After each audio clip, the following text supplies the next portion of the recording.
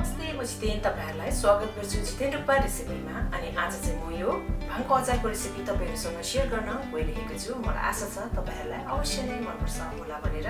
Recipe मन परे तपाईहरुको साथी फ्यामिलीहरुसँग शेयर गरेर छितेन दुक्पा रेसिपीलाई सपोर्ट गर्नु चाहिँ नबिर्सिदिनुस् है। ल है त सुरु गरौँ यो अचार बनाउन।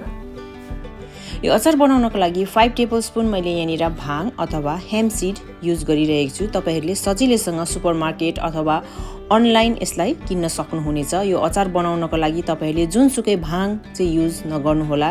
एकपल्ट रिसर्च गरेर मात्र युज गर्नु होला। यो चाहिँ एडिबल हो। तपाईहरुले अनलाइन सजिलैसँगले किन्न सक्नुहुनेछ। भाङलाई ड्राई रोस्ट गर्नुपर्छ। त्यही भएर मैले यहाँनिर तातो प्यानमा यो भाङलाई भुट्न गइरहेको छु।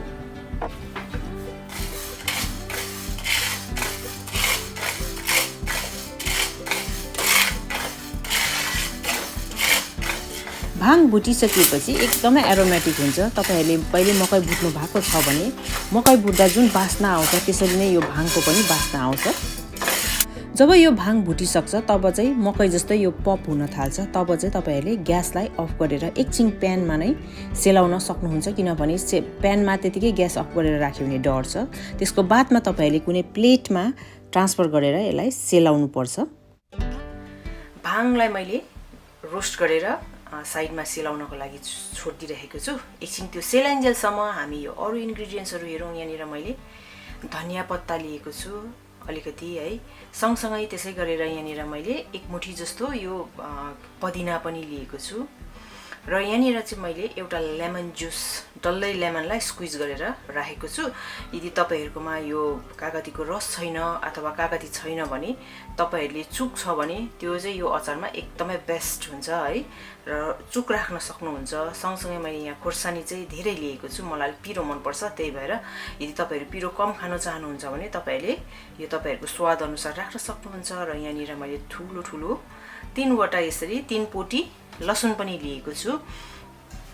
यतापट्टि यहाँनिर मैले भुटेको जिरा 1 टीस्पुन लिएको छु। त्यसै गरेर यहाँनिर 1 टीस्पुन धनिया पाउडर र नुन स्वाद अनुसार। हेम्प सीड राम्रोसँगले सेलिसकेपछि अब मैले यहाँनिर ग्राइन्डर जारमा राखेर पिस्न लागेको छु। यदि तपाईहरुकोमा सिलौटो छ भने सिलौटोमा पिस्नु भयो भने यो अचार झनै मिठो हुन्छ। सबैभन्दा पहिला यो भाङलाई मात्रै म चाहिँ पिस्न गइरहेको छु। ल हेर्नुस् त यतिको फाइन तपाईहरुले पिस्न पर्छ। अरु सामग्री मैले केही पनि राखेको छुइनँ अहिले। भाङ पिसिएर रेडी छ। अब अरु सामग्रीहरु हाल्दै छु है त। सबैभन्दा पहिला मैले यहाँनिर धनियालाई राखे। सँगसँगै यहाँनिर मैले पुदिना पनि हाले। लसुन राख्दै छु। अघिको लसुनलाई चाहिँ मैले सानो सानो गरेर काटेको छु पिस्दाखेरि सजिलो होस् भनेर। र खुर्सानीलाई पनि मैले त्यसै गरेर मसिनो गरेर काटेको छु। सँगसँगै मैले यहाँनिर धनिया पाउडर पनि राखे र जिरा पाउडर पनि राखे र स्वाद अनुसार नुन पनि राख्दै छु। लेमन जुस राखे। तपाईहरुकोमा चुक छ भने चुक पनि राख्न सक्नुहुन्छ। मैले पहिले भनिसकेको छु। अब यसमा थोरै पानी पनि राख्दै छु। तपाईहरुलाई पानी राख्नु पर्यो भने तपाईले टाइममा यो ग्राइन्डरलाई स्टप गर्दै पानी एड गर्न सक्नुहुन्छ। तर एकदमै बेसी चाहिँ राख्नु हुँदैन। अब कभर लाएर यसलाई ग्राइन्ड गरेर फाइन पेस्ट बनाउने।